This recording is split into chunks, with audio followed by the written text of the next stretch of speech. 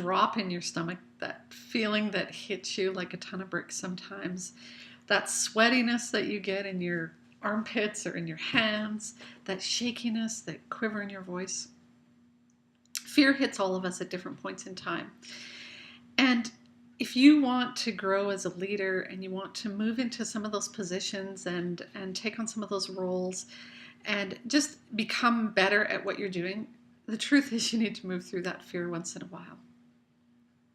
When fear hits us, we have this tendency to sort of pull back. It's like, I'm out of here. I'm scared. This isn't safe. This is way out of my comfort zone. And I'm just going to, step back and get out of the way.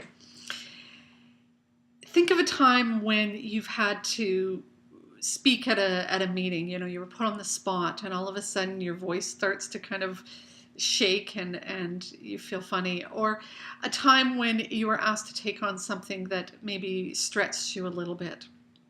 And that fear kind of crept in. It, sort of settled over you, and your instinct was to just sort of say, yeah, I'm too busy, or no, pass it on to somebody else.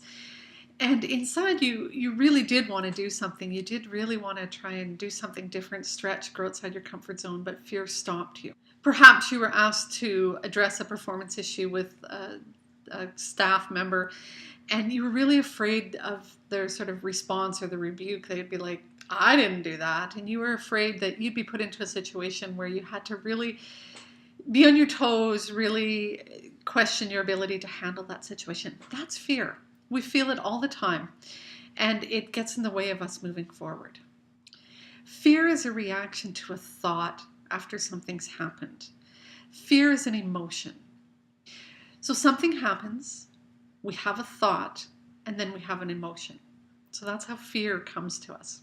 You make up a story about something that happens. So your stomach gets tight and you tell yourself, oh, I'm in a bad situation, and you pull back. Or you feel you kind of get the shakiness and you think, yeah, this isn't the place for me. I'm not comfortable here. I need to, go back to where I'm comfortable, where I'm good at, right? Leave this kind of stuff up to other people who are really good at it. And so what we tend to do is we tend to pull back. We tend to stop moving into those situations. So think of a situation where you got embarrassed. Maybe you're in the middle of a meeting, somebody was talking, you said something, and all of a sudden your face gets red and you're like, oh crap. Because what happened was what you said in response to whatever was going on, you then had a thought in your head about that. That was stupid. That was dumb. I can't believe you just said that. People think you're an idiot. Then you got embarrassed. So the embarrassment came after you had a thought about what you said. We all experience things differently. Not everybody's afraid of heights. Some of us are afraid of dogs. I'm comfortable standing in front of a room speaking to a large group of people. Perhaps you're not. We all experience things differently. It's the thought that we have about the incident that creates the emotion. So something happens, we have a thought in our head, and then we have an emotion or a feeling. So back to fear for a minute.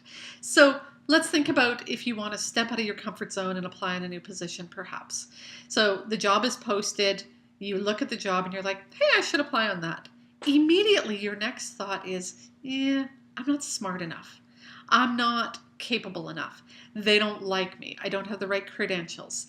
Whatever the story is that you tell yourself, the next thing that happens is you have that fear. You have that fear that goes, I don't think I should apply. I'm scared. I don't think this is for me. And it doesn't always come in the word fear in our head.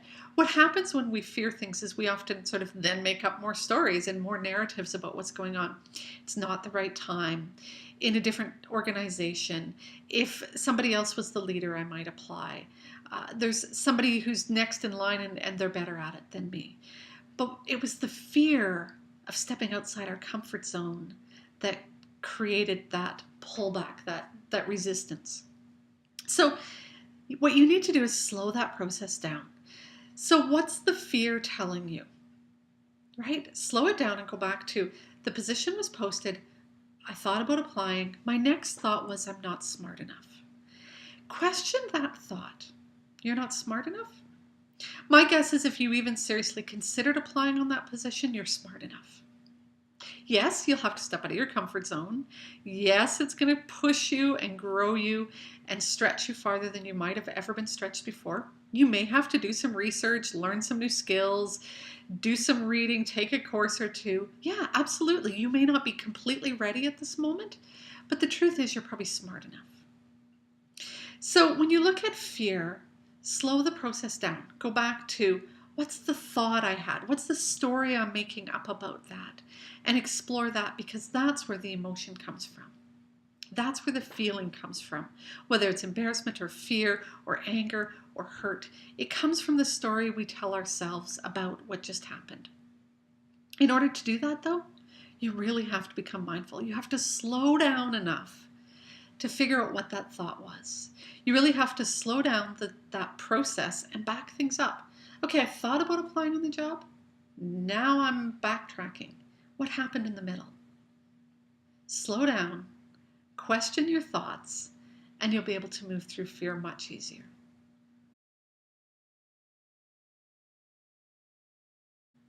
If you're wanting some help with the mindful piece, I've put a link below that will connect you to a blog post that I wrote about mindfulness in the office.